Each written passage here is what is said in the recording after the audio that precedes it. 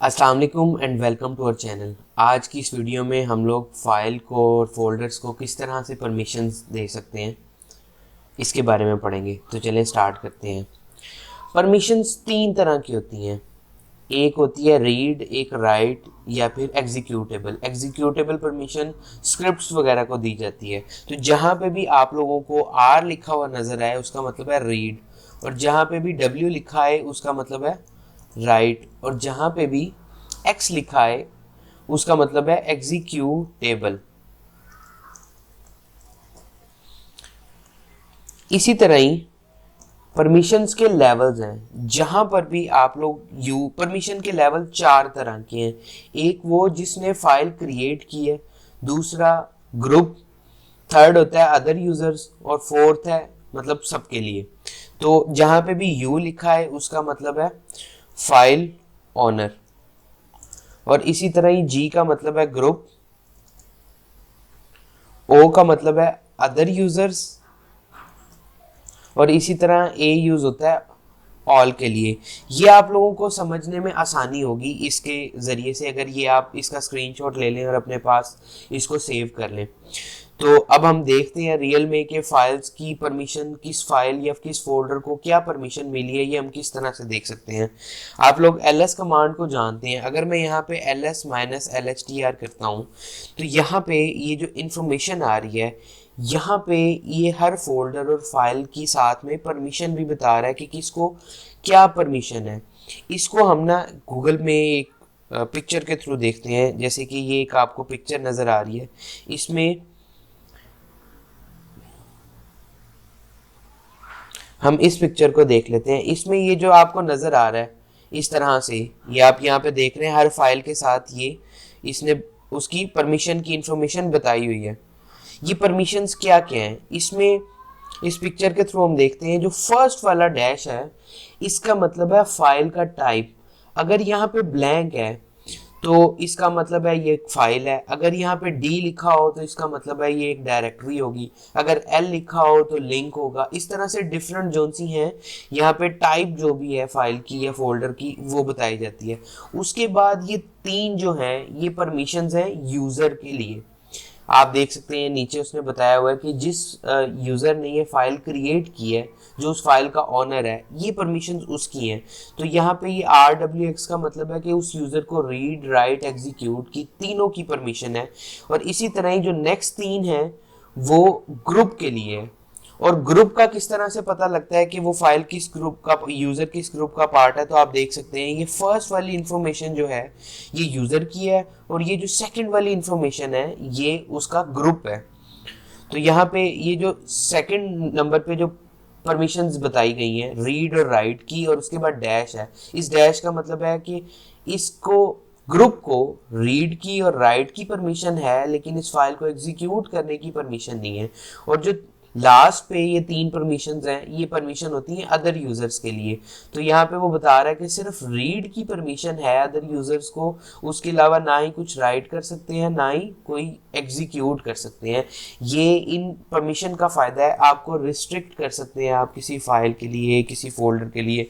मान लें जैसे कि ये एक मेरी फाइल है dfi.txt, इसमें इसका जो फाइल टाइप है वो एक फाइल है। उसके बाद इस यूज़र को रीड और राइट की परमिशन है, ग्रुप को भी रीड राइट की परमिशन है, और अदर यूज़र्स को भी रीड और राइट की परमिशन है।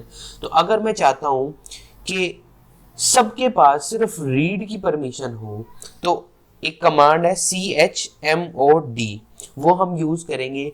और अगर मैं चाहता हूँ सिर्फ यूज़र को रीड, राइट, एग्जीक्यूट तीनों परमिशन हो तो ये प्लस के साथ में RWX करके फाइल का नेम लिख दूंगा। और अगर अब मैं -lhtr के साथ देखता हूं तो आप देख सकते हैं कि इस यूज़र को रीड, राइट, एग्जीक्यूट की परमिशन है, लेकिन ग्रुप को और अदर यूज़र्स को सिर्फ रीड और राइट की परमिशन है। इसी तरह ही अगर मैं चाहता हूँ कि जो अदर यूजर्स हैं वो मेरी फाइल को सिर्फ रीड तो कर सकें लेकिन उसमें कुछ राइट भी ना कर सके, तो यहाँ पे chmod के साथ में अदर के लिए मैंने आप लोगों को बताया था कि ओ यूज होता है, और मैं माइनस करूंगा परमिशन कौन सी, राइट की, किसके लिए, dfi.txt की जो फाइल है उसमें। तो अब मैं अगर ls माइनस lstr करके आप लोगों को दिखाऊं तो ये आप देख सकते हैं कि अब अदर यूजर्स को जो राइट की परमिशन थी वो चलेगी। इसी तरह मैं चाहता हूं, मान लें कि ग्रुप को अगर मैं रीड राइट एग्जीक्यूट ये तीनों परमिशंस देना चाहता हूँ, ये सिर्फ रीड राइट की ऑलरेडी परमिशन है, सिर्फ मैं एग्जीक्यूट की परमिशन देना चाहता हूँ, तो chmod उसके बाद जी ग्रुप के लिए इस्तेमाल होता है और प्लस एक्स का मतलब है सिर्फ एग्जीक्यूट की परमिशन दे दो किस फाइल को, dfi.txt को। और अब मैं अगर ls माइनस lstr करके देखूं तो आप देख सकते हैं कि यूजर और ग्रुप को रीड राइट एग्जीक्यूट की परमिशन है, लेकिन जो अदर यूजर है उसको सिर्फ रीड की परमिशन है। तो यहाँ पे अब मैं एक ही कमांड से अगर चाहता हूँ कि एग्जीक्यूट की परमिशन यूजर के लिए भी, ग्रुप के लिए भी, अदर यूजर्स के लिए भी, सबके लिए रिमूव हो जाए, तो मैं इस तरह से कर सकता हूँ। chmod ए यूज होता है फॉर ऑल, मैंने आपको बताया था, इसमें से माइनस कर दो सबके लिए, मतलब यूजर के लिए, ग्रुप के लिए या फिर अदर यूजर्स के लिए, सबके लिए माइनस कर दो एग्जीक्यूट की परमिशन dfi.txt फाइल में। तो आप अगर मैं अब ls माइनस lstr करके दिखाऊं तो आप देख सकते हैं कि सिर्फ रीड और राइट की परमिशन है यूजर ओनर को, जो इस फाइल का ओनर है, और रीड राइट की परमिशन है ग्रुप को, और सिर्फ राइट की परमिशन है अदर यूजर्स को। तो इस तरह से हम किसी भी फाइल की परमिशंस को सेट कर सकते हैं। इंडस्ट्री में आप लोग डिफरेंट जगह देखेंगे कि यूँ आप WX या इससे ज़्यादा कॉमन तरीके है, आप नंबर्स के थ्रू बता रहे होते हैं कि किस तरह से कौन सा नंबर क्या न्यूमेरिक के थ्रू परमिशंस को सेट कर सकते होते हैं। तो उनकी परमिशंस का ये आप एक चार्ट है, अगर आप इस चार्ट को आप अपने पास सेव कर लें, ये लिखा हुआ है यहाँ पे, जैसे कि मैंने आपको बताया था डी डायरेक्टरी के लिए, आर रीड के लिए, राइट एग्जीक्यूट, ये सारा बता रहा है। तो इसमें अगर कहीं पे परमिशन 0 दी हुई है, अच्छा जब भी हम न्यूमेरिक वे के थ्रू परमिशन देते हैं तो यहाँ पे 3 पार्ट होते हैं, chmod, फर्स्ट, सेकंड और थर्ड।